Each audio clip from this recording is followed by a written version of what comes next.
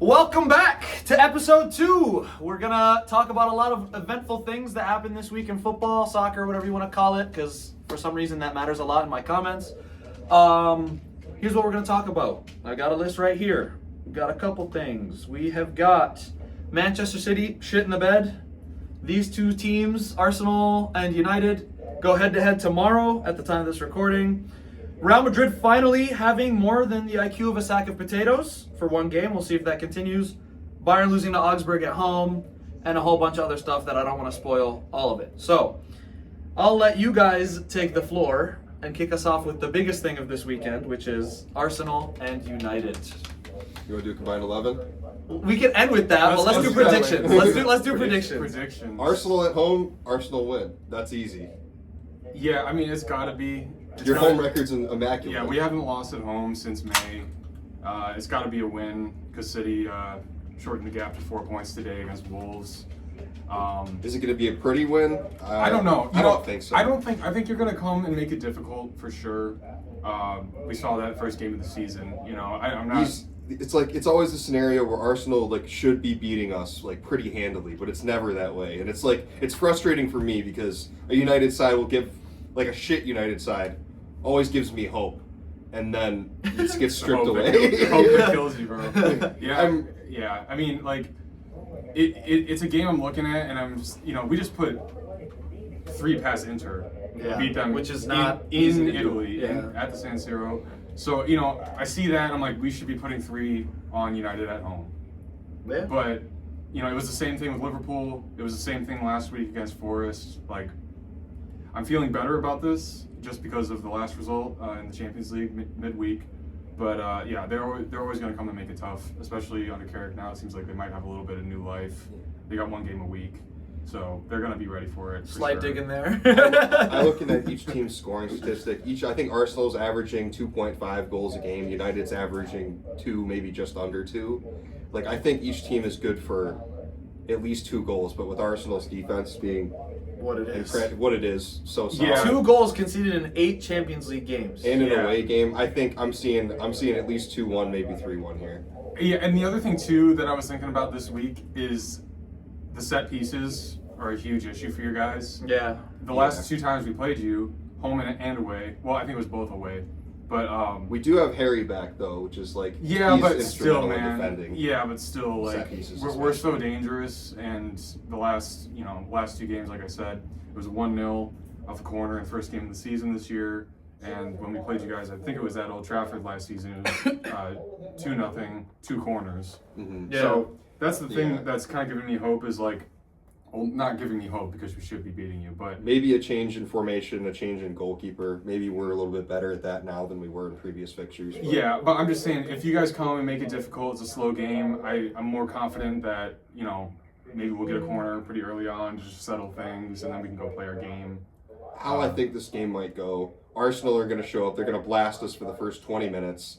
Then they're going to take the foot off the brakes. We're going to go, and Arsenal are just going to be content for until halftime. So it's going to end either 0-0 or 1-0 United at halftime, and then Arsenal get yelled at and pick up the fucking pace, and I think it'll be 3-1. I think if United, so I'm going to play the devil's advocate here. I think it should be on paper. Advocate, nice. Yeah. Did I word that wrong? I think I did. No, but okay, I got you. Yeah. I see what you did there. So I do think that on paper Arsenal should win comfortably. Right? No offense. That's not offensive. Right? But offense to Rob Holding. Offense to Rob Holding. Offense to Rob. If you know, you know. But I think United can actually get a result out of this.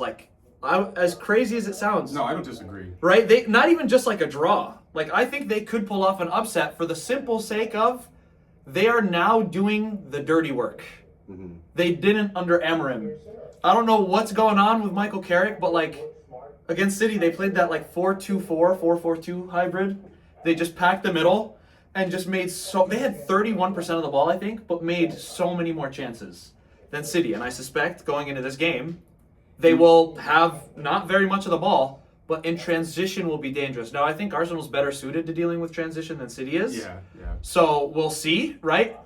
But I don't know. You never know. They could get that one lucky goal and just pack it in for, well, I don't want to say lucky, right? Because if it's in transition, they're earning it. but like they just pack it in for 70 minutes, 60 minutes. The thing is, when we play them, we always seem to, like, there's been a couple times in the last 3 years we played them and they either strike first. Well, there's been a couple times like Rashford caught us out, and both times we answered in like literally a minute. Okay, good, yeah. So, like, conceding right after. Yeah. Like, for United. I just think, I don't disagree that they could come get a result, and I would be very upset, but I'm not sitting here thinking that there's no chance. Yeah. I think if this game right now was at Old Trafford, you would have a much more difficult time. 100%. Because I think that's true, but I also just, like... The Emirates is a tough place to go. It is. Right now, Arteta has definitely reshaped, like the relationship with the fans in the last few years, and brought some energy back, through some maybe questionable ways, as we've seen in the documentary and all that. But I watched that documentary twice. I actually really enjoyed it. Yeah, it was actually a fun watch. But I don't think they're going into this game thinking they're going to lose, though. No, absolutely not. I think there's a confidence spike. I think... Especially when you put 3 past one of the best defenses in the world. I'm telling you, like, they're the second best defense in the Champions League, Inter. Yeah. And behind us, obviously. Yeah. But I needed that. And I think they needed that. I think the fan base needed that, just to kind of reassure us, like, we have it in us. Yeah. Like, it's been a couple rough weeks, honestly, and it's been sort of overshadowed by, obviously, City. Yeah. With some poor form in the last couple weeks as well. Yeah, it's like you said in the last video. It's almost like it seems as though I don't like to view it this way because I think Arsenal deserves everything that they've garnered and like gotten over the last few years. But it seems as though in the eyes of the media, it's like it's not that Arsenal's winning the Prem or winning X trophy, whatever. It's that City and Liverpool are losing it. Yeah. Right? Which I think is so unfair to Arsenal. I think that's like ridiculous in all honesty. Well, if you're going to say that, then say that about last year too. I've been saying, I think it's like, I don't know, man. I think it's, people need to just give Arsenal their credit. And I think the fan base kind of... Well, and this is the importance of sticking to a project, because eventually you will get there. Yes, and then I agree. Not every team is going to be on it every year. Yep. Yeah. So it's just consistency. And if you are consistent, you will win the Prem eventually. Yeah. Yeah. And there's something to be said too for just the fact that like how dominant City has been, and obviously Liverpool has been a huge force in the league in the last 5 years as well. Yeah. But it just speaks to, like, if it weren't for Pep, we'd have 2 titles right now. Yeah. We would too. Yeah, Low-key, if it weren't, so, like, it's hard to say, like, I mean, don't get me wrong, I'll take it, 100%, I'll take any title. Yeah. But I think there's also something to be said for being there, doing, putting in your time again and again, and being sort of the last one standing in a way. Yeah. And it was sort of Liverpool in that way last season, just like they were more ready for it than the other 2 teams were. I think you guys have been on a very steady projection. Like, it's going up, but it's very like this. Yeah. And at this moment in time, it's like this. I think for City and Liverpool, it's kind of been like that. City's clearly in a rebuild. But now it's going down. Yeah, right? Well, I mean, in the last 2 seasons for City, for sure, it's been down by their standards. For sure. More so probably last season. And Liverpool this season has taken a huge dip. Yeah. But let's not forget, was it 2 or 3 years ago, Liverpool finished mid-table. Yeah. I remember they just missed out on Champions League. Like, that's... City has been nowhere near that. Even last year, they still finished third. The only team that looked complete aside from Arsenal at the start of the season was Liverpool, but they blew it. They made. I wouldn't even say they looked complete. They were just getting results. I think in the beginning of the year. First 5 matches they won in the 90th. Yeah, they won a couple in the last second, which you got to give them credit for. Like, hey, they went on and did it. They displaced too many players from their team. I 100% agree. Yeah, and you can't bring in 6 players for that much money and expect it to work day one. Yeah, and I mean, I was hesitant to say that, at the beginning of the season, just because I knew, what can happen. Yeah. That Liverpool's the kind of club where they've been so steady for so long, under Klopp especially. Yeah. And then Slot comes in, takes it over with basically the same, I think he made 1 signing at Chiesa last summer.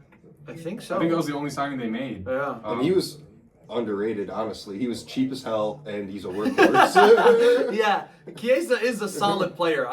If Salah wasn't in that team, he'd be playing a lot more.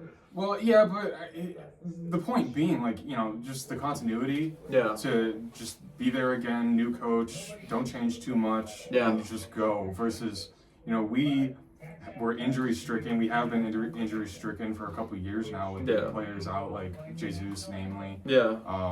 Havertz for a long time. for a long time. Saka in and out. Odegaard in and out. You guys also get the defensive injuries at the worst times. Yeah. I mean, that 22-23 season, Saliba's out the second half of the season almost, entirely, and it's like. And Rob Holding. And Jesus. Offense to Rob Holding. Offense to Rob Holding. And Jesus was out. He did his knee, I think. Yeah. And we had to play Nketiah, and Yep. our team was not nearly as complete as it is now. But yeah, we're here now, and we obviously did some really nice business this summer. 100%. And I did sort of feel like, we went out, we got a couple defenders, we got a couple attackers, we got a couple midfielders. So it's not like Liverpool basically entirely reshaped their attack. And I feel like they were almost drawing names out of a hat. in a way, yeah, but also the left backs, or the outside backs, which were a huge part of the way they played the last 5 years, replacing Robertson and Trent. Yeah. So, you do that much work on not the core in a literal sense in terms of the spine of the team, but the core, creative outlets. I mean, you still have Van Dijk, but he's not the one, pinging in balls. Yeah, no. For Firmino or whoever, or launching up a 80-yard ball on a dot for Mo Salah. Or Frimpong's not Diaz. doing that. You know? So and you see the effect of it. Mo Salah's not had the drop off. Yeah, I think that Trent not being behind him has genuinely changed his game. It has, because he had an over reliance on the players around him. I'm not trying to say he's a bad player, but he doesn't have a one-on-one ability. Yeah. Right? Yeah, he's not making his own chances. And He's not making chances for others. He's too old to be the runner that he was. Yes, I agree. What's he, 32? 33? 34, 33, Somewhere around there. Something like that. So, I'm with you for sure. For sure. But yeah, I mean, in terms of tomorrow, just, we just got to go get the job done. If it's a 3-2, if it's a 1-0, if it's 2-1. Let's get I think that'll be the case. After Nick makes it, you have another point about that? For City and Arsenal, I think it's plain cut. Okay. I don't think there's honestly much to discuss, but I would do a combined 11. Yeah, that's what I was just going to bring up. Yeah, sure. Yeah, let's get that out. All right, goalkeeper. Raya. Yep, No. Right back, Timber. Right-sided center back, Saliba. Left-sided center back, Gabriel. Left back, Luke Shaw. That's probably fair. Yeah, I'd give you guys Luke Shaw. He's a good player. If Calafiori was fit, Luke Shaw's been fit all season, and he's actually part of the reason we are in top 4. Yeah, I hate to say it, I want to see this guy go. Yeah, Obviously, yeah. we can't get rid of him. He's but so good though. It's because so it's the frustrating World how Cup. how injury prone he is. I mean, he broke his leg. You don't come back from Yeah, it. He's gonna be not on the and same off. person for sure. But he's one of the personalities I question because we have the World Cup's coming up. Oh, you're here every day. He's playing well every day. Yeah. I'm like, what are we doing by the way? 4-3-3? Yeah, we'll do 3 midfielders. Yeah, 4-3-3. Yeah, Okay. All right. holding mids or pivot mid Rice. pivots. Rice and Zubamendi. Yeah. Attacking mid Bruno Fernandes. Bruno. Right wing Saka. Well, I mean, do you want to? I'm putting Mbeumo striker. Mbeumo up front is it's fine.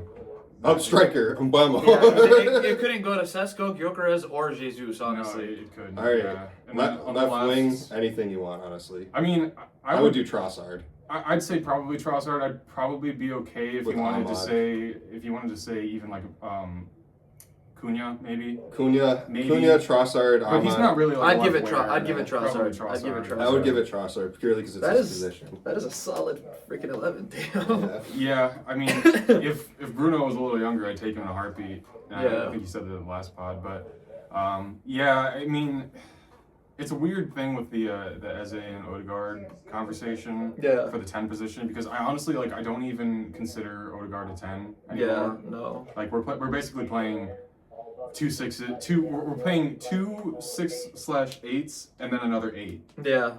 Who basically is another 6/8 because he comes and gets the ball. And then sometimes the striker is also a 6/8. Yeah, Marino. maybe Marino. We play with 3 6s. And then 4 6s. the whole back line is outside backs. No, Do you like this? I'm not just saying caliber player. This profile of player where it's because Because Chelsea fans are like upset with Joao Pedro. They're like, he's not a 10, he's not a striker. They hate that shit. He's like a pseudo. It's like, oh, not to cut you off. I apologize. My bad. 1-0 to Bournemouth. 1-0 to Bournemouth.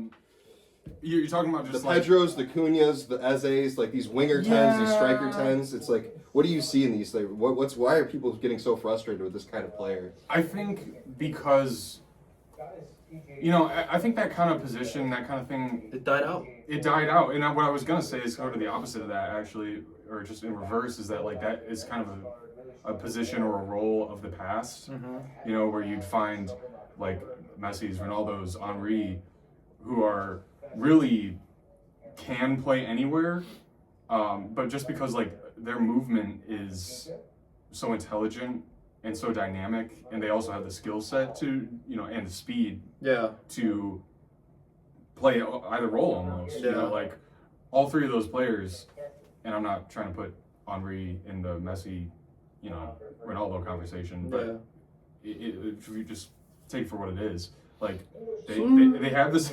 They have the speed to go down the line. They have the skill to take a man on one-on-one. They have the finishing of a 9. They gotta just roam. They just go. They've got it all. They can just go wherever the hell they want. Go wherever you want. So, and like Eze does not have the speed or the raw pace to just blow past somebody on the wing. Yeah. Neither does Cunha. Yep. They're both. I look at them. They're kind of similar, and like they have a good finish on them. Playmaking skills are definitely high. Sort of both. Their first touch and their dribbling. Dribbling and first touch is good. Vision is pretty good. So it's kind of it's a weird thing where you have to almost change the way you play if you want to get the best out of them. I think. Yeah, and there was, I remember reading an article like 5 years ago.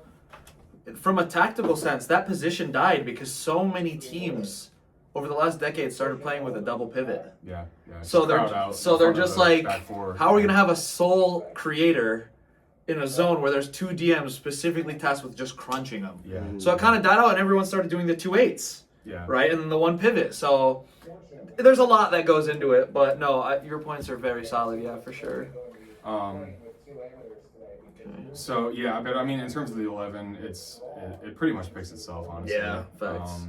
100%. In terms of the combined 11. Whoever you want to throw on the left side is up to debate. Yeah, and I'm, we don't have to turn this into the Arsenal segment right now, but in terms of what I'm looking for going forward, like we really need to sort out this left side if we want to retain the league. Yeah. I think that's honestly, like, if we don't get a more dynamic winger with better, basically a combination of Trossard and Martinelli. Yeah, like pace, but also the decision making and skill and all that stuff. Yeah, and all the sort of intangible. Rodrigo. Well, yeah, honestly, yeah. Vinny, please take him. No, I'm good. Chelsea, ask Chelsea. Chelsea would take Vinny in a heartbeat. Absolutely. And pay you $200 for him. Yeah, and then load him out to Cardiff City for a bag of Takis.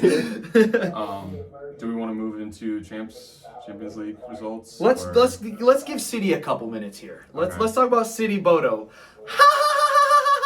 If you're a City fan, first of all, you're not past the age of 10.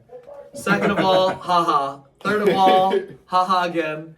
I absolutely love this. I hate everything about City. I'm sure you do as well. United absolutely crushed City's confidence. Yes. They did not expect to get blown out against United, and then they go to a foreign land and of frost. They played in Finland. They played in Finland. I heard something interesting that they watered City's side of the pitch at halftime, and it's AstroTurf. Yeah. It's plastic. Yeah, they play on turf. So that's kind of wild. They play on turf at Bodo, and it was just basically frosty? it just turned into ice. Yep. I remember a few years ago, Bayern did the same thing, except they intentionally made the entirety, or not Bayern, sorry, Atletico played Bayern. And I don't know if you guys remember, but Saul had that crazy solo goal. Yes. They destroyed the pitch before the game. They made it bumpy, horrible, hard. The surface terrible, and Bayern could not play like their regular passing game. Yeah. Like, that's craftiness. Like, do what you gotta Pep? do. I think it was. That makes sense. It was 2016, so I think he would have been at Bayern, and Simeone with the Haram ball, the originator of Haram ball. Well, actually, one of the co-hosts, along with Mourinho. But yeah, I mean, hey, do what you gotta do. Do what you gotta do. But yeah, just getting back into City. What do you guys think? And I don't want to spend too much time on this because there's a lot to talk about. What does the next 2 to 3 years look like for City? We've seen a lot of discussions of this is Pep's last year. I think he's they not bring in- renewing. They bring in a Luis Enrique, and then they rebuild PSG at City. That's my guess. With Pep. No, I'm just joking. It's hard to say because you can't. I don't see them going like 5-10 years without another title. Yeah. Honestly, just because whoever the coach is, like they've won leagues under coaches aside from Pep. Yeah, I know. In the last 20, 15 years. Pellegrini, Mancini. Mancini, yeah. So they'll be around for sure. I think what's really gone is like the predatory nature, where like if you're in a race with them, Yeah, they're winning it 9 times out of 10. they're gonna catch you. Yeah. They're gonna hunt you down. Yeah. Man City will bring in an elite caliber coach. They're not, No, they're they not will. dumb like Chelsea or United. They will Yeah. bring in They're very well somebody run. well known. Whether or not Facts. the 115 charges are legitimate, which I don't even want to get into with Nick in the room. They extended the But- trial by a year. Exactly. This is why. But no, they'll be around. They'll still be solid for sure. At the very least, in the top 4. It's hard to say though because we're talking about it last pod. Like I don't really fear their players aside from like Holland. Yeah. I don't fear them like I used to. Yeah. I think what they lose is their pull in the transfer market. If Pep is gone, They'll never lose their pull in the transfer market. well, I think it'll go down to a degree because like if Pep is gone, like a lot of these players are joining because Pep's the coach. That's true. You know what I'm That's saying? true. If a player No. doesn't join City, it's because they have a reason to go to another club. Well, we saw it with Rice a couple summers ago. I don't know if you guys remember, but it was us and City Yeah. in the race for them. We were Yeah. both But you bidding. made the offer and they didn't. Yeah, but I think yeah. there was an element of like it's 2-0 Bournemouth now. Wow. That's awesome. But no, I think there's. Vamos! I think there was an element of like he wanted to like go build something for himself. Yeah. But also like we're a very attractive situation for him, Yeah. prospect for him. Yeah. Still, like we were up there with him, and I think You could see that there was a obviously good, well-ran project going on at Arsenal. yeah, right? but also like he knew he'd be the guy to an extent, Yeah. and I mean, we finished that season a point or 2 behind them. We Yeah. almost won it. So Yeah. I think I say that to say that you already sort of see that sort of drop in pull. Yeah. Also with Liverpool picking up big names, especially this Facts. summer. They toughed it out over Verts, who has not been having a hot season, but like they were both trying to sign him. Yeah. Who else? I'm trying to think some other ones. I mean, they just got Gahey over Liverpool, which was probably more of a Liverpool just not pulling the trigger. Yeah. I don't think so. Well, and I also like right before the season started, Liverpool almost signed him. Yeah, But that's what I'm saying. Glasner's the one that didn't let it happen. Well, because he wasn't going to let Eze and. Do you see Gahey that go. salary Gahey's on? No. It's pretty sizable. I'll tell you that. I'm not convinced that he's going to come in and be like. I think What he's they need, he's a though. 7.5 to 8 out of 10 center back, and that'll do a job. And he's left-footed, which Yeah. gives him an extra point Yeah. in and of itself, Yeah. honestly, especially in build-up. All right, let's move on from City. Well, do we want to talk about the result itself a little more? Bodo? Yeah. We could. I mean, I don't. I didn't get to see the whole End thing. of the day, it doesn't mean anything. City are going to go through in the Champions League. Yeah. They'll win their next game. Arsenal will see them in a knockout round. And Imagine that would Well, be. we crazy. might, if that's the case, we could play them 3 more times. if all this 6 season. Prem nuts. teams advance in the Champions League, they will all be sat right next to each other. Let's see the knockoffs. They wouldn't even be able to face them, maybe. Spurs is my dark horse to win the Champions League. I hope Imagine. it happens. They made that final 2019. Yeah, I don't know. I don't think there's much to be said about the result. It's just one more time, do it with me. Right? So I'm not doing that on camera. If you're a City I will. fan, If you're a we City have fan, no respect for you. And your zero. honor. All right, so let's jump into let's switch it up. Let's walk away from the Prem a little bit. I watched it this morning. Bayern losing to Augsburg at home. And I let me have a look at their lineup that they ran today. I'm going to call fluke on that. I want to see this lineup. Oh, it's absolutely a fluke, right? They're gonna win the league by 20 points, but for some reason, Davies played right back. Ito, who I believe is a Japanese player, yeah, he's from Japan, scored their They're only playing goal a back 3? from No, left no, back I'm looking at it for Kim Ta Pavlovich wrong. Did Kim get a Goretzka. red card? No, he just got subbed Okay. out. Elise, Luis Diaz, Kane, Carl. So some notable names that were on the bench to Musiala's start. back. Musiala, Kimmich. Neuer did not start in goal. Limer was out, but he's injured. Gnabry, Upamecano, Guerrero. Okay, so they got a couple injuries, but let's see where Augsburg is in the table. They're in 13th. That's 4 unacceptable. points. 4 points above the relegation I mean, it zone. just shows like anybody can beat anybody. Anybody You don't can show beat up on your anybody. day. Something Yep. Elliot said. Yeah, that is crazy. It's just I don't think there's much to say on this. Obviously, you guys will chime in with whatever you think, but it's like, who cares? They're gonna win the league by. How many goals has Bayern scored? Can you see that? It only shows me the goal differential, which is Okay. 56, which in and of I itself think is they're. mental. We're what 18, 19 games in the season. I think they're around 70, which is absurd. It might be higher than that. I'll actually check it. They're on 50, but this they've is- played 3 less games than the Prem. Yeah. 3 or 4 less Yeah, games. this is actually nuts. The fact that they win it every year, I'm like, they were one of the teams that said no to the Super League a few years ago, right? Goals for 72. Oh my! They have 72 goals And conceded In like 19 in games. 19 games. That's actually nuts. That is That ridiculous. is genuinely crazy. I think Luis Diaz is on like a 30 GA season. Elise's on like 21 assists already. Kane's got like ridiculous. 40 goals already. Yeah. All comps. I mean, yeah. I mean, I'm not sure what. So to when say. you're buying a stat-padded layer from the Bundesliga, if they're on a performing team, like how much does it mean?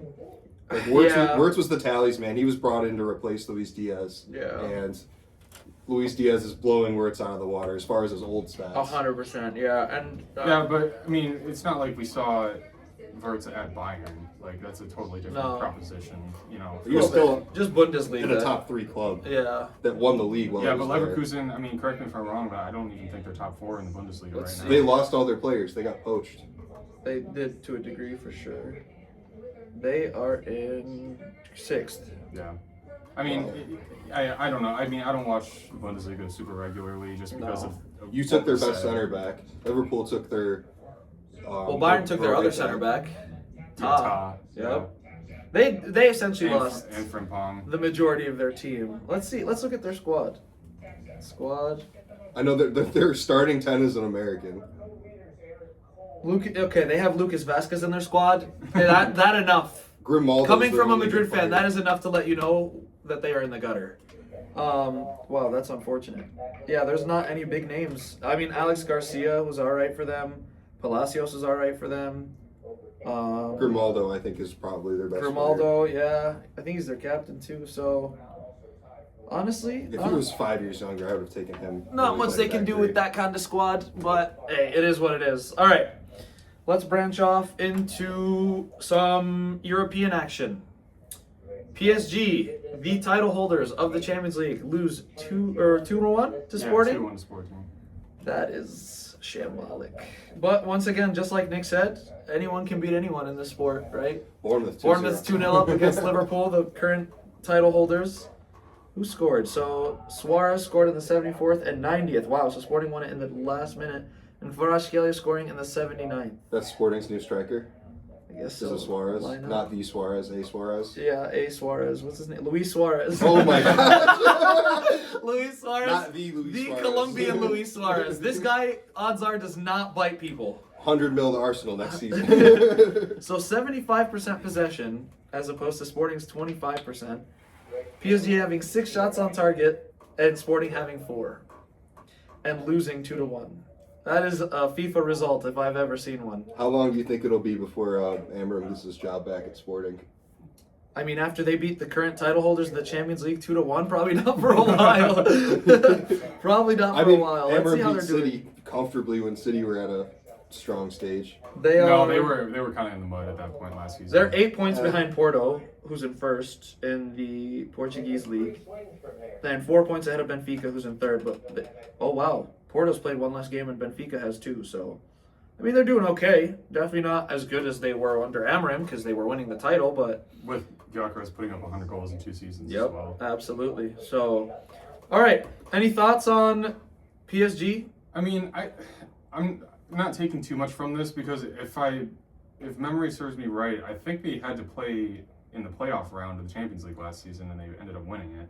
I don't think they were top 8. Is this the start of the end for PSG? Are they're losing their head coach? They lost the best goalie in the world. Are players going to start to find new homes?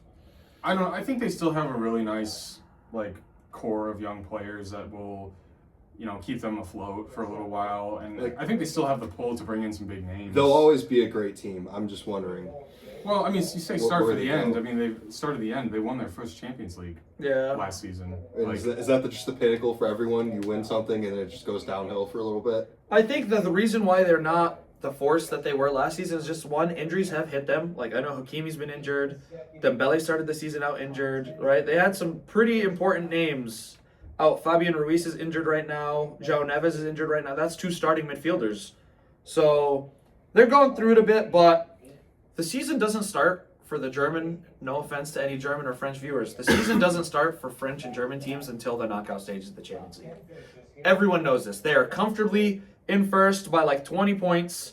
This year it's only by 2. They got a bunch of warm-up games. Right? They get a bunch of warm-up games, then come February, come Valentine's Day weekend when I'm sobbing in my room watching Champions League because I ain't got a Shardy to share it with, right? That's when the German and French teams start ramping up their season because nobody's, no offense to League One and the Bundesliga, nobody's really, we all know they're going to win it, right? So nobody's talking about PSG right now, just like it was last year. Nobody was talking about PSG last year until that game against Liverpool. Yeah. First knockout game of the Champions League season, right? So I suspect that they'll ramp up and pick up form. Right now, they're kind of just on autopilot, the same way Bayern is. So I wouldn't say it's the start of the end. I would say if they can keep Enrique and not lose a Hakimi or lose a Nuno Mendes, they'll have a little bit of autopilot right now. Every game feels like it's the Champions League final. Yeah, absolutely. Makes sense. Thoughts? Yeah, I mean, I still have them pretty high up in terms of, who can win the Champions League. 100%. Just because of the strength of their squad at the moment. Yeah. And they still have Enrique, of course. Yep. Anything could happen. They get a couple guys back in the next month or 2. Yeah. You never know. For sure. So, I don't take too much out of that result. I mean, it's also the Champions League. Crazy things happen. I mean, Arsenal's 7 out of 7 right now. Yeah. It's weird things happen. This is a very strange place for me to be in. Yeah. It's good, but it's unfamiliar, to say the least. Yeah, so I'm not taking too much out of it. I still expect them to be there, in the playoff rounds if that's where they're at, or if they make it straight into the top 8. So... Okay. Yeah, not too much to say on that, I guess. I'm just, I'm looking more next month in March. Yeah, once it's that knockout round, for sure. I just witnessed a close-up of Kirkez losing 2-0 to his old club. I just realized, they signed him from Bournemouth. That's a good point. And he was at fault for the second goal as well. He let his man get in behind. All right. We discussed Arsenal-Inter a bit. Is it something we want to elaborate a little bit more on? Maybe just quickly. Go ahead. Like I said earlier, it was just really nice to have a good, solid, professional result against a team with a lot of heritage in the Champions League. Two Champions League finals in the last 4 years. Yeah, and I don't think they're probably there, right now. No. But they don't have Inzaghi anymore. Yeah, lost their coach this season. I think he's at Al Hilal now. Yep. But it was, nonetheless, they put up. It was a good game. It was a really good game to watch, actually, and they had a lot of chances. I mean, we just defended pretty well in one-on-one situations, and maybe rode our luck a little bit. Yeah. But I mean, I thought we were well deserving of a 2-goal cushion. I agree. For sure. Really nice to see Jesus and They created some score. chances. I think there was a pretty bad miss hit from Marcus Thuram that should have been. Yeah, they had a couple chances that maybe. Their goal was nuts. Their goal was really nice, but I mean, Gyökeres basically copied it and said, "Here you go. Here, hold this. Yeah, hold this." How you like them apples? So that was a deflection. Don't compare those. Was it really? Yeah. It wasn't a deflection. Yes, it was. It was off the dude's shin. The Gyökeres goal? Yeah, it wasn't just an upper 90 banger. It Why was don't I fucking remember deflected that? there. I don't remember that. I watched it. It wasn't a huge deflection. It was a huge deflection. It was not a huge deflection. Whatever, man. Man, a goal's a goal. I don't give a I'll give him credit. He they'll did his take it. job, but They'll I'm take not it. giving you that's the upper 90 banger. I didn't say it was. It was. No, it's winning the Puskas Award, It's guys. not. Come on. Oh! That's a nice header. Shit. Casual jog off, the most nonchalant defender in the history of history. I hate Fuck that. off. The twerk He defending. can go shake his ass. The aura defending. But yeah, I mean, just to close it out, really needed that win for morale for the team, I think, too, just to stamp some authority. I think it is also worth saying the gulf in form we see from us especially, but also all the rest of the Prem teams. Yeah. In the Champions League and in the Premier League. Yeah, that's actually the next talking point that I wanted to bring up. I mean, we can get into that because it is insane. Yeah. How you see when teams come and play us trying to get something out of the game, we shred them. Yeah. Yeah, if they leave any space, if you give us any space, the game is done. If the game is open, and I mean, I'm not saying that we destroyed Inter, but we looked 100 times better than the last 3 Prem games. Yeah. Inter don't play too open either. They have a 5-back. But they needed in this game. That's a good 3 They goals. needed a result. They needed a result in this game, And games in Europe are always going to be more attacking. Yeah. City always struggles against Inter just because they're so compact in the back. We've played them 2 or 3 times in the last 5-6 years, and it's always been a really scrappy 1-0, 2-1. Yeah. So no, they're definitely not an easy spot to go at the San Siro as well. So no, that's a solid result from Arsenal. Transitioning into your next talking point, and you brought this up the other day as well, Nick, is if we look at the top 8, Arsenal, Liverpool, Tottenham, Newcastle, Chelsea. The only non-English side not in the top 8 of the Champions League group stage is City. Right? But that's insane. And most notably, Tottenham somehow find themselves. I mean, Tottenham have not been able to beat 2 relegation sides in the last 2 weeks. I know. And it's actually insane for me to see them be 5th in the Champions League ahead of teams like Barca, who people are saying are favorites. Yeah. City, Inter, who's made 2 finals in the last few years, right? Juve, big historic club in the Champions League. Atletico, who's made 2 finals in the last decade. Are Spurs not trying to get their coach fired? Are they downing tools on purpose? Are they just not giving everything? I feel like Thomas because Frank they is don't too like Thomas likable of a guy to intentionally try to get him fired. I don't know. I wouldn't say all that, but it's possible. I think it shows, specifically with Spurs, that they are not playing up to their quality in the Premier League. I think that's 100% fair. Yeah. But also, but at the same time, it's a different competition. Yeah. Yep. Where in the Premier League, there's probably a degree of more pressure for them in the Premier League as well to get these results because you're not playing West Ham, who is Burnley today, in the Champions League. So I think they probably have a little bit more freedom, maybe a little less pressure, and they're also don't have the position they're in. I think 14th or 13th right now, kind of weighing them down. Because the Premier League, let's get it straight, is a grind, man. Absolutely. No winter break. No break. 2 domestic cups. Just week in, week out, playing these low blocks and playing teams. Well, for Spurs, probably more teams are coming at them constantly. Yeah, especially under Thomas Frank. Yeah, so everyone knows what they're coming up against in the Premier League. You plan for it. If you're playing a top 4 team, you're changing your strategy. 100%. Specifically. Thomas Frank was a giant killer with Brentford. He always found a way to get results against the Big 6.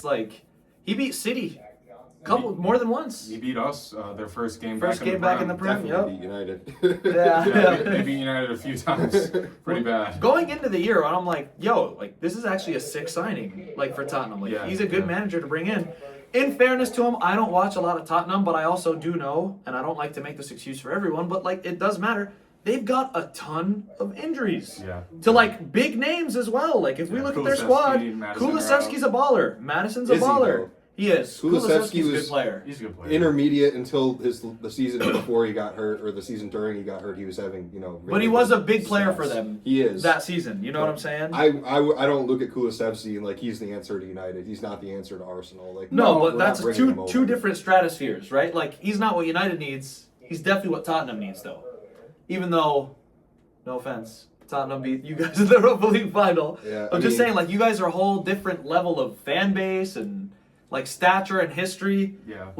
Tottenham's not really in a spot where they could be we need a world-class winger. You guys, even not being in Europe, can. Gifting Spurs the Europa League will always leave a bad taste in my mouth, but look where they are because they have these 2 competitions. They are in the mud still, and we're competing for top 4 better. for sure. Yeah. All right, sweet.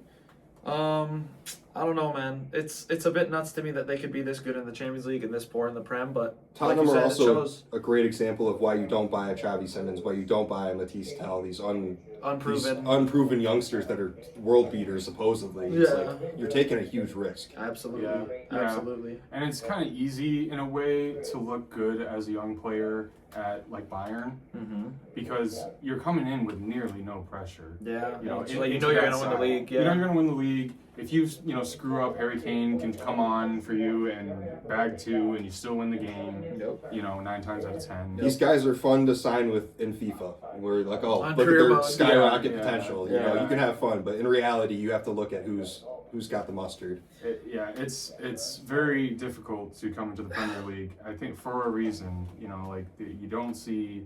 I mean, players like Ekitike have come in and done well, but he's kind of he's got more of the build to do it. Absolutely. When you bring in a Verts, man, it's like, especially in that Liverpool midfield where you kind of copy and paste that profile Yeah.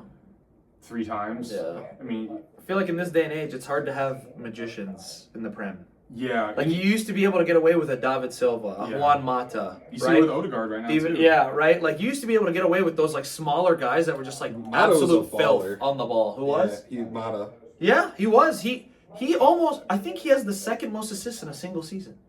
Right? Like Mata was a good player. Maybe he was third. It was like 27, 28. Starting midfielder for Spain at the No, time. that says the assist something. record is 20, I think, because I'm pretty sure Ozil. No, I just meant like in all comps. Oh, yeah, yeah. yeah. Like that's like he was a baller. It's just like now. I remember hearing Michael Owen talking about it in an interview. He's like now, like they used to sign skilled players. Nowadays, you have to be an athlete. Yeah. If you can pass, he says like we're almost word for word. He's like, if you can get the ball from point A to point B and you can run and you're an athlete, you can make a decent living in the Premier League. Yeah. Is what he said, and I'm just like, that low key is true. And you I mean, look at who- like who the is that? That's signings. Caicedo. Yeah. Elliot Anderson. Yep. I mean, maybe Just not. a big bloke. Yeah, Declan Rice maybe before he came to us, Yeah. because he's definitely upped his game. Yeah.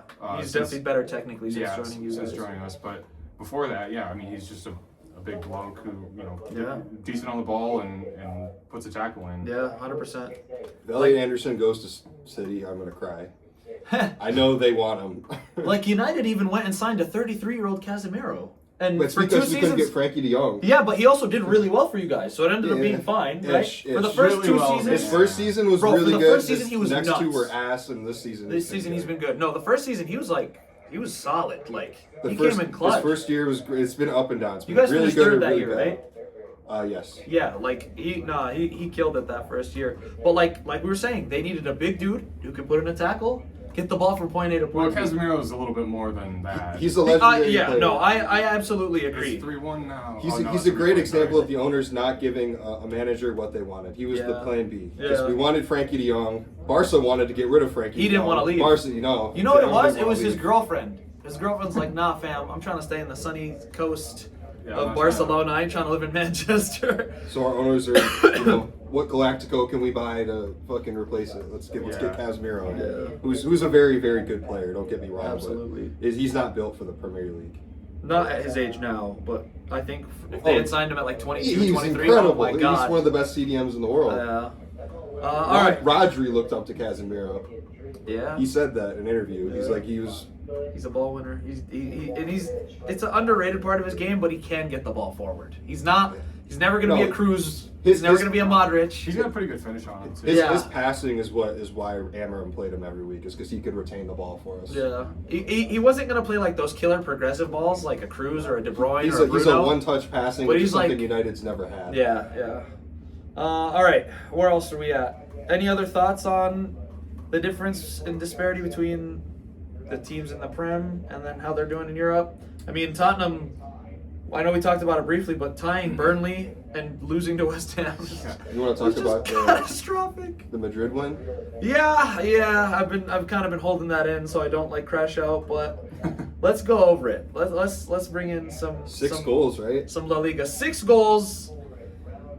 This scoreline flatters us very, very strongly. I will start off by saying, no offense to the Monaco coach, but he was very naive. I don't know much about him.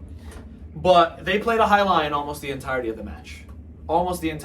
And if you watch 10 minutes of any Madrid game, you know that the only way to keep them out is a low block. And it works against anyone that does a low block against us is going to succeed. Anyone. Right? And he came out, he's like, nah. Albacete. Huh? Albacete, you know what I'm saying? They hit us on the counter.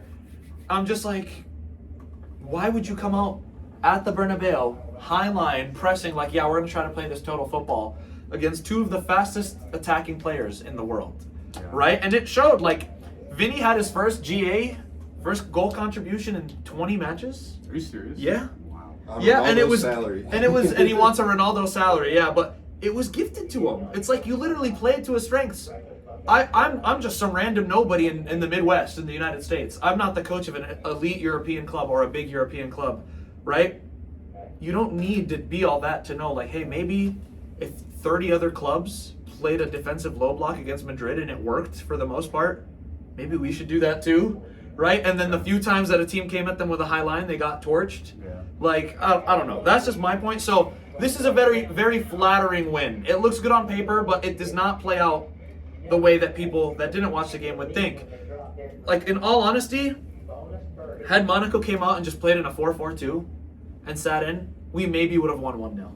Like, genuinely. And look at this statistic, by the way. 49% possession for Madrid. So they had 1% or 2% more than we did. But when you look at the shots on target, they had more shots on target. Monaco had more shots on target. Now, granted, they weren't the greatest quality chances. Like right? It was kind of like right at Courtois, and it's hard not to shoot right at Courtois because the fucker's 6'7". But we had 6 goals with 5 shots on target. Because Vinny delivered a ball and they scored an own goal. Right? So they had 20 total shots. We had 25. They made chances. It's just they weren't the highest quality chances. If we were to give up this much possession and this many shots on target to Bayern or to you guys or to one of those clubs, we'd lose this game. Yeah. We'd get killed. Right? So, and obviously everyone and their mom now knows how I feel about Vinny Jr., everyone on my Madrid page. And I've been getting comments week in, week out. You're not a real Real Madrid fan. You hate Vinny for no reason. Look what Vinny's done for our club. Yeah, you know what Vinny's done for our club? He's gotten a manager who had all the potential in the world sacked. He's made dressing room problems. People aren't happy. Fans are unhappy. He's lazy. He doesn't want to defend. I don't care that he got 3 goals and assists against a team that is what, 9th in League One? Let's see. If it would load. It's not loading. Oh, it's loading. 10th. This is Ballon d'Or Vinny. This is who we're saying should have won a Ballon d'Or. 3 GA against a team that's 9th in League One. It doesn't sit right with me. I don't think it's right. It is what it is, but the real test is today. Today, it's 1:30 right now. Real Madrid plays Villarreal, who we always have trouble against. All the time, and it's at Villarreal. So, if we look at the head-to-head, right? Last time we played, we won 3-1. A little bit better of a result. 2-1, 2-0, but then before that it was 4-4. Then we had a big one, 4-win. Then they beat us 3-2. We beat them 3-2. They beat us 2-1. We drew 0-0. We drew 0-0. We won 2-1. We drew 1-1. We won 2-1. It's almost always, with the exception of 2 results, a close game. It's a very hard place to play at. They seem to step it up a notch when they play against us. People are like, oh, you're only within, 1 point of Barca? We're not winning this league. We're not winning this league. Getting a good result against Monaco on paper means absolutely nothing to me. And if any of you Madrid fans are delusional enough to think that we're going to win this league, I hate you. Block this channel, block me. I never want to see you in these comments.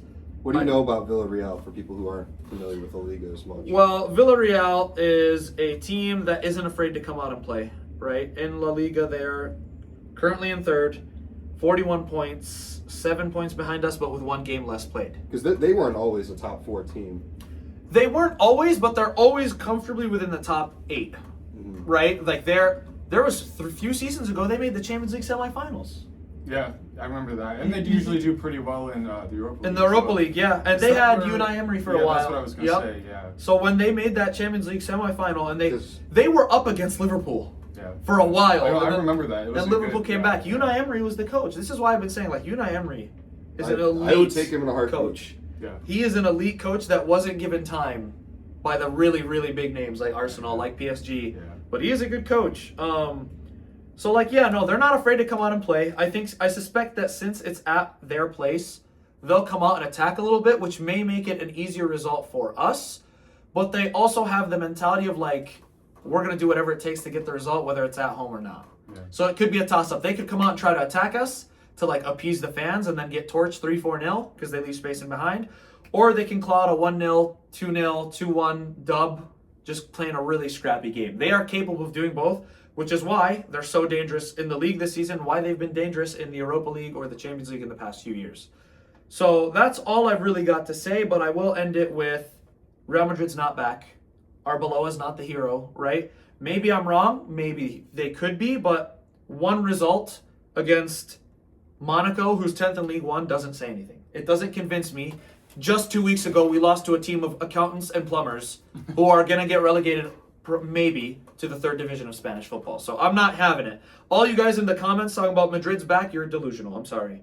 I think I feel a little bit like I get a sense of glass cannon with you guys. 100%. Like, I do fear, I mean, I don't fear because I don't have too much emotional stake in it, but if I'm looking at you guys in the knockout rounds of the Champions League, I know you're 3rd right now. We'll go out round to 16 or the last 8. Yeah, I mean, there's a lot of teams I think that can cause you problems. The majority of teams that qualify really. Yeah, I think like almost any team that qualifies could cause you problems. 100%. And I mean, I don't want to get too ahead of myself in terms of, what we're going to win this season. Yeah. You guys would beat us comfortably. I think so, yeah. You And would we saw it comfortably last beat us. year. It would be worse than last year. I think it might, yeah. Because we're also a better team. We don't have Kivior at center back and Lockdown? Marino and Marino at the 9, which actually might be the way to go. But no, I mean, I'm looking at the landscape of the Champions League right now, and I'm a little bit like this. This could be it. You guys could win it. Listen, know. I know that you're reluctant to say it because of all the stuff that people say about the Arsenal fan base. Yeah. Fucking say that shit. Arsenal has a very good chance of winning the Champions League. No, we do have a good chance of winning. You're not very good. You're the favorites. Maybe. I would say it's you guys, Bayern. Yeah. I don't think so. You beat Bayern. You're the favorites. Yeah, but we also beat PSG last year. And Bayern had some injuries when we played them. So, like they could come back stronger. Also, one of those goals was like just an absolute head case decision from Neuer to come out 40 yards of his box. Yeah, he still deserved the win, don't get me wrong. Yeah. Right? But it just like 3-1 makes it look like a beating. Yeah, and the first goal was off a corner too, which, I mean, A goal's a goal. Goal's a goal. Goal's a goal. And if we're good at that, we're good at that. But yeah, I mean, You guys play Kairat next. yeah, I know. No, I really like that though, because we can, rotate. It's at home. No you don't have to pressure. travel 8,000 miles. Don't have to travel. There are put in good the odds a subs. Premier League team wins the Champions League. Very good odds. Very good odds. Just through sheer numbers of them being through. Yeah. I think unless we get an English side before the semis, it might be a walk. Do you think I it could agree. be an English final? I agree. I think, not really, because I don't A think... London derby in the final? No. NLD Champions League final. That would be crazy. Thomas Frank pulls up a masterclass. I mean, we saw it to a different extent last year under Postecoglou in the Europa League, but no, I don't think Liverpool or City have enough to get to the final. I think it's going to be a Barca, a Bayern, PSG maybe, Yep. maybe even Inter. I think you hit the nail right on the head. Those are the 5 teams that I would say make the top 4. Yeah, Absolutely. I mean, I just don't see. I mean, every year we see something crazy. Yep. So you never know. But yeah, I just don't see it. Give me your dark horse. Give me your unexpected to make the Champions League semis. Like something nobody would think of. Here. Spurs. Here's a couple. Here's a couple in front of you. Honestly, I almost want to go Newcastle. Okay. Just because I think that they have a better squad than people give them credit for. Okay. Oh, they definitely And I do. also think Eddie Howe's a really good coach as well. I do as well. But I think they have, actually weirdly like a squad that's pretty well built for the Champions League. 100%. Somebody, bro, this guy gets it, bro. I mean, you got your big, skillful striker. Dan Burn! Well, no, I was gonna say Voltamad. Oh, striker, Yeah, but they've got that kind of in behind threat. They have good players on the ball, and like Guimaraes in the middle. They also have some, they have a really bulky midfield, strong players. Yeah. Players like Gordon and like Alanga, I know has. They're tenacious. Yeah, man. Like I think weirdly they could come out and they beat Barca at home Yeah. this season, so I think that they could cause problems in the knockout stages. Absolutely. I mean, they're in the semifinal of the up against City right now in the League Cup, which they're losing currently. Yeah. But What is it? What is it right now? it's 2-0. Okay. Going into the second leg. It was the first game at the Etihad. I think it was. Okay. But I mean, just to say, like they're a solid squad for sure. I mean, and similarly, in the Premier League, they've had some tough luck. I mean, last-minute losses against us and Liverpool. Yeah. Off the top of my head. Yeah, So they could be a little higher up in the table. for sure. But yeah, I could see them doing some damage in the knockout stages for sure. Sweet. Nick, dark horse. Tottenham. Okay, fair Really? enough. Honestly, Kolo Muani. I'm giving it to them. Hey, man, they've been cooking in the Champions Yeah, League for some fair reason. enough. I'm not hating on that. I don't know why Kolo Muani isn't performing, but I mean, I feel like he was always overhyped from the World Cup. how would you set up Tottenham's front line? I think I would do a Solanke, I think he's a Kolo Muani. He just came back. Okay. Yeah, he scored against Dortmund. I don't know, man. I honestly don't know. I need time to And think about Kudus. that one. That would be my Kudus front is a three. good player. I would Kudus- almost put Xavi on the left. Just to kind of get him out of the creative role and like let him go one-on-one. Yeah, he I let him gives be the ball intense, away though. way too much. I think he could be a little better in isolation, and not so packed into the middle of the Yeah. field, especially in the Premier League, where he's one of those magician Yeah. type players where he doesn't have the space that he would have No. in the Bundesliga or No, something. absolutely not. I'll give you guys my dark horse. This is gonna sound crazy. My dark horse is Chelsea. I don't think that's a No, dark horse. man. I'm telling I you, don't see here's it. here's why. Chelsea's won 2 Champions Leagues, and they've always been like through controversial means. Like the first one they won, I think they changed managers midway through the season. No, I'm pretty sure they did, right? I don't know. The first one they won. The first one they ever won, 2012 against Chelsea, Bayern. Chelsea under Maresca could get to a semifinal pretty comfortably. I think Chelsea under a new manager, especially this new manager, they've looked shaky. I think Chelsea but- has had the European pedigree over the last 5 years, and they've done it before in means that weren't they didn't really have the right to make it as far as they did. Does that make sense? Yeah, This is all but dependent they on just Cole do Palmer not being have healthy, the too. quality, especially going forward. Yeah. They don't have the quality to go deep in the competition, in my opinion. I'm thinking they do it. I think they I'm do. thinking they scum it out. I'm seriously thinking they just find results. It may be. You never know. Like I said, Yeah. but I see so many holes in both boxes for them. Yeah, I think their absolutely center agree. backs are chopped. I Yeah, think the they- What a way to word it. Yeah, the center backs are atrocious. I mean, They need to get that base body works. Sanchez has been having a decent season, but Sanchez is still terrible. yeah, you can still see though against us. Yeah, he has he's mistakes in mistake him. prone for sure. And under the pressure of that kind of game, I just don't see it. Yeah. I hope they're dumb enough to keep him because he's not it. Yeah. He's the Well, Onana of yeah. Chelsea. I mean, Newcastle was such a good shout. I wanted to say it, but I'm like, he took it, so let me throw Chelsea in. But no, I seriously think Chelsea could surprise a lot of people. They've done it before. I think there's a chance they do it again if they have an easy round of 16 game. Maybe I seriously think they could do it. Maybe. I really do. I mean, look, they beat PSG, in a one-off in the Club World Cup, and obviously they made it through that competition. Yeah. So it's not impossible, but No. I just think there's too much quality in if they come up against a Barca or a Bayern. Well, they did beat Barca just a few weeks ago. No, I yeah. know, but still, it's going to be different. I If agree. they come up against Barca in a semifinal or a quarterfinal or round of Yeah. 16, I just don't see over 2 legs. Yeah. That's the thing. Yeah. One game, they can pull out a result. We've seen the only way that Barca beats Chelsea is 9 handballs or 7 or however many it was. That was so long ago. I don't remember. Yeah, but I mean, I'm not gonna say it couldn't ever happen just because that's how Soccer sport works. is. Yeah, football. But it's gonna be interesting for sure. I'm really excited actually for the knockout stages. Hell yeah. It's gonna be interesting to see who comes out and is ready to go on. Yes, sir. Any transfer rumors catch your eye? I've seen a few things, and I know it's Arsenal again, but I've seen a few whispers about Julian Alvarez, and I honestly Huge. He won't go to you, but he's huge. I think he'll go Barca. He'd go probably, Barca. but. And I'm kind of surprised I didn't think of him last time because we went over signings yeah. that we might like. He's the He would be correct striker perfect. for Arsenal. Yes, he would be perfect for us.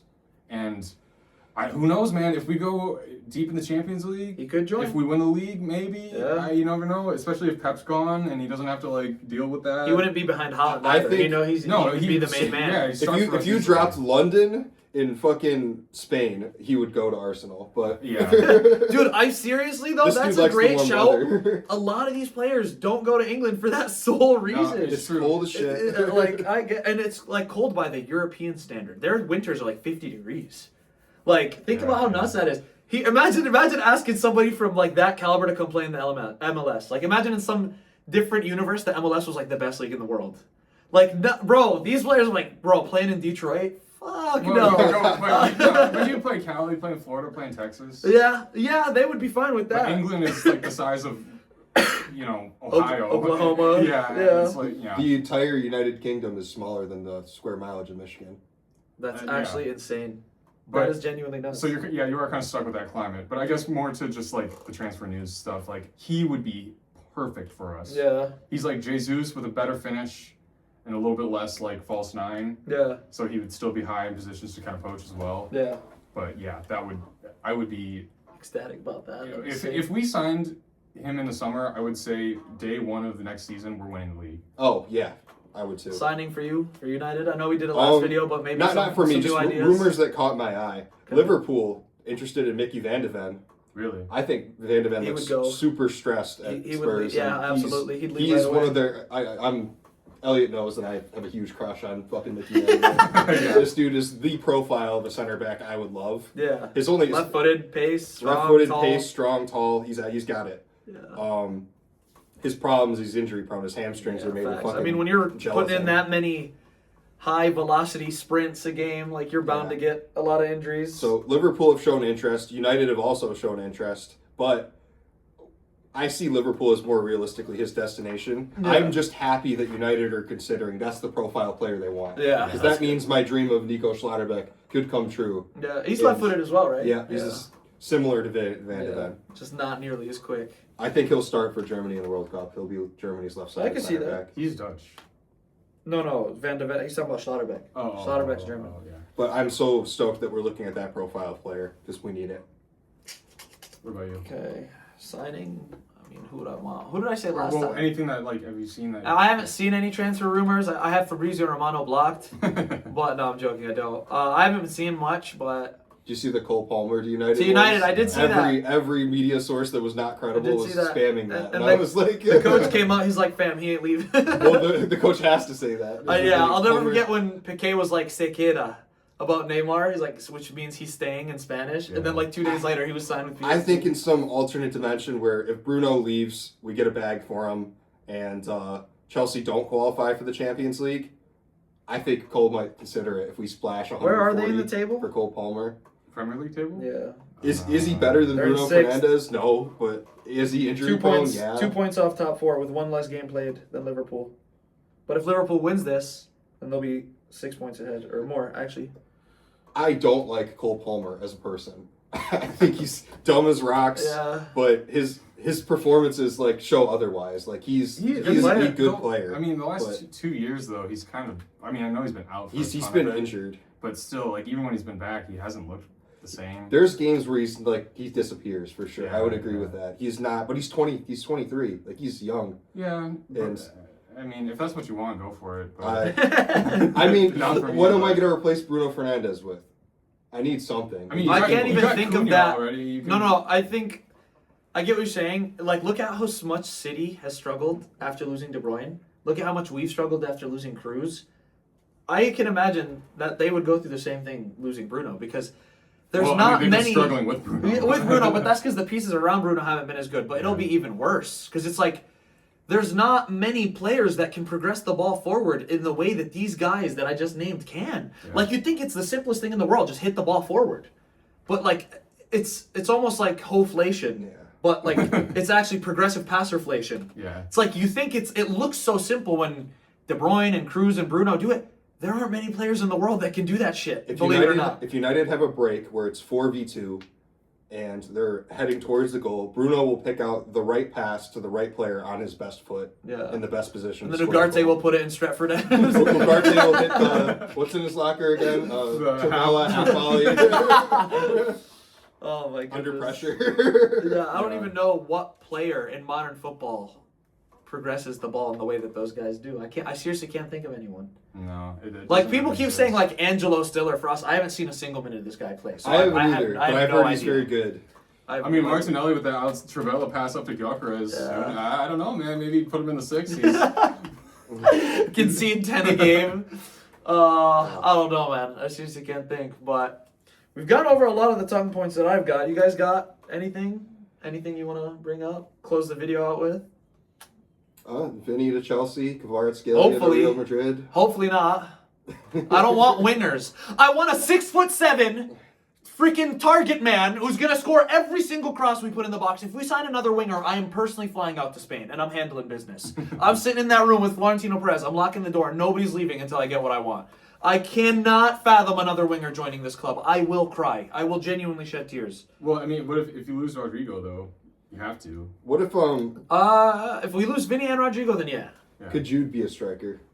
I mean, he was damn near in his first season, and then we went and signed a Ninja Turtle rat who doesn't play for the badge and has now forced Bellingham to come back and play as an 8-6 right back and left mid in a 4-4-2. Can I talk about your formation you played in that 6-1 win? Please do. I thought it was really interesting because you played with Valverde and Camavinga at outside backs. I thought it was a masterstroke. So was Chouameni dropping in as a back three while they converted to the midfield? But Is that yeah, what it was? a little bit. I made a video about it on my Madrid page. It was like the first thing I talked about. I'm like, because I made a TikTok 8 months ago, like right at the start of the season, like when we had announced Xabi, like mid-Club World Cup. I'm like, guys, you're going to call me insane, but this could work. Back five, Camavinga is the left wing back, and he inverts into midfield. Some people in the comments are like, you're a fucking idiot. And then some people are like, yo, this could be like gold. Yeah. And we clearly saw, I know it was against Monaco, and the scoreline was very flattering, and blah, blah, blah. No disrespect to Monaco. It worked brilliantly. Yeah. So I'm going to say it how it is. I'm just a tactical genius. Chelsea, hire me, City, somebody. But no, I thought it was sick. I wanted to see it. And it worked. Will it work against the Arsenal? Will it work against the Bayern? Honestly, I don't think anything we do will work against any of those clubs because we're cooked. So I don't know, but I was very happy to see him play that inverted fullback role. I thought it was sick. Because to me, those are your best midfielders, but it's hard to get them all out there. Camavinga is extremely inconsistent. Extremely inconsistent. Like there's games where you look at him like, oh my god, it's Makalele regen, right? But then there's games you look at him and I'm like, who is this guy? Why do we sign him?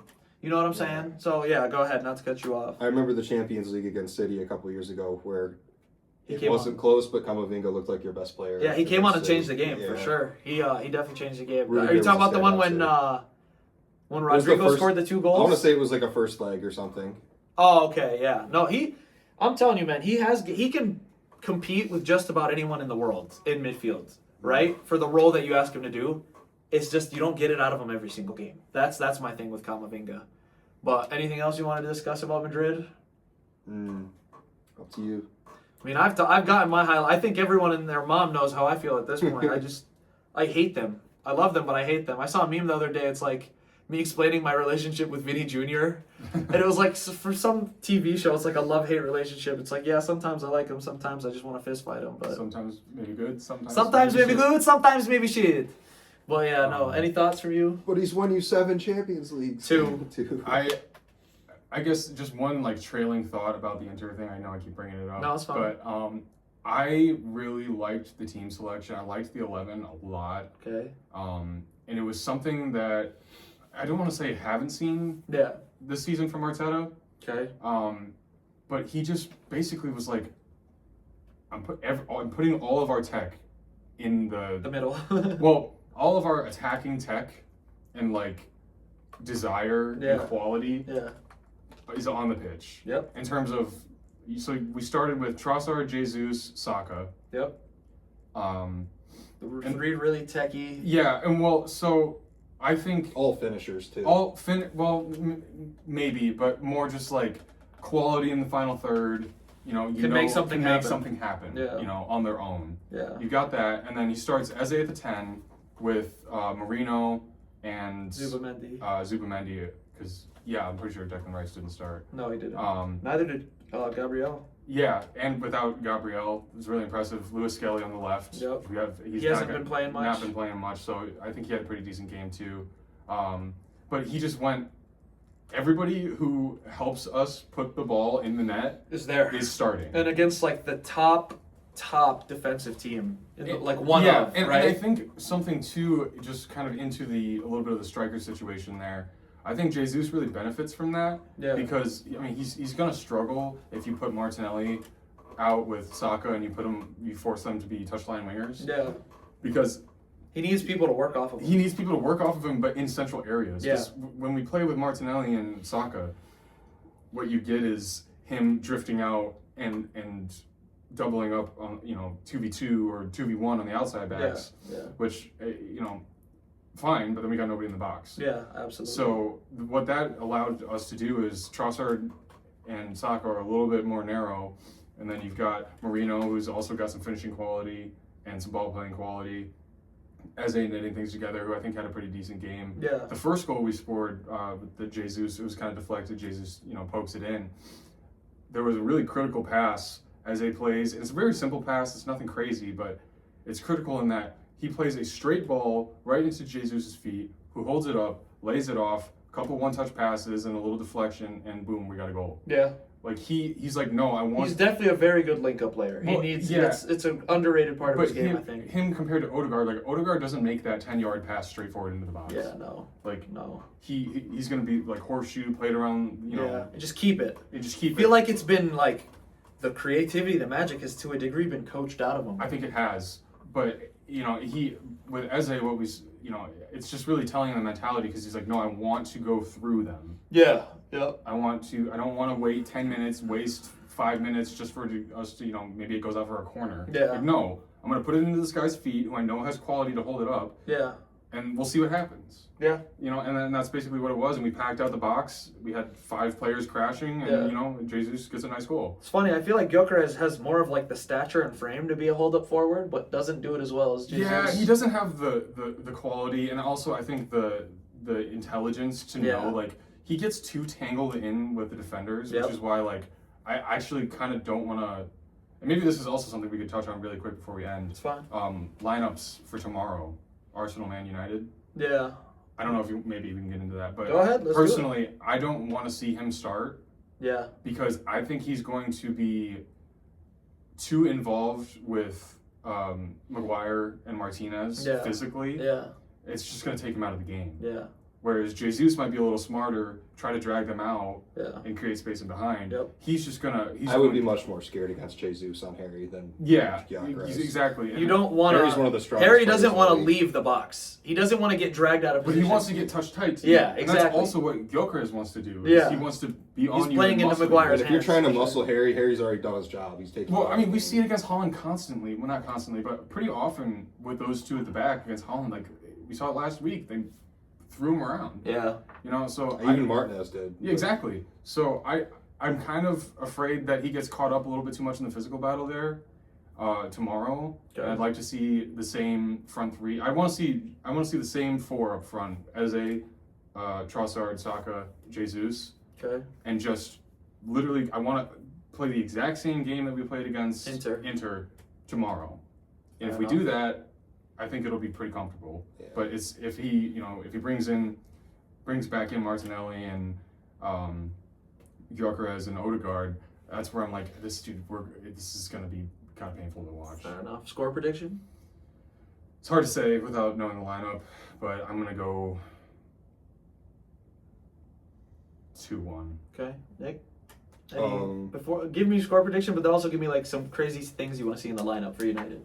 There won't be. I think 3-1. I think Arsenal at home. That's what I was thinking. I was thinking 3-1. I think our defense will leak a little bit. Okay.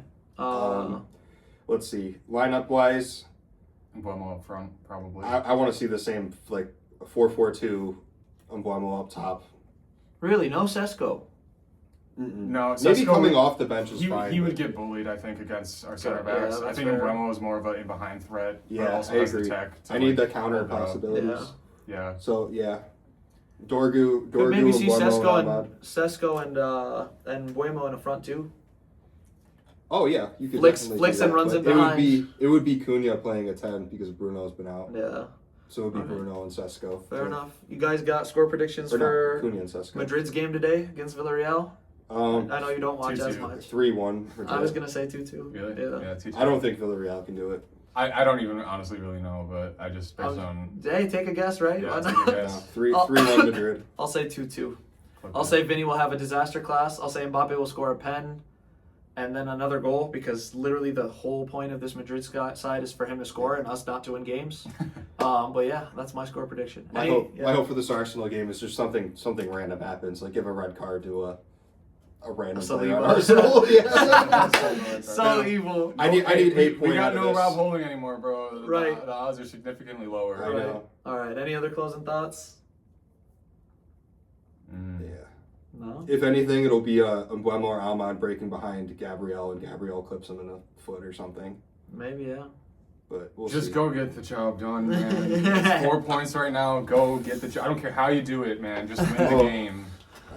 All right. Well, thank you guys so much for watching. If you watched all the way through, I love you. If you did not, I hate you.